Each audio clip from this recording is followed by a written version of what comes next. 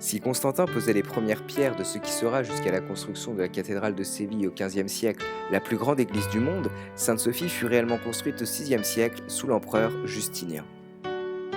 Juchée sur la colline de Sultanahmet, elle fait face à l'imposante et majestueuse mosquée bleue, érigée, elle, au XVIIe siècle. Sainte-Sophie, ou l'Hagia Sophia comme la nomment les Grecs et les Turcs, fut d'abord le siège du patriarche orthodoxe de Constantinople.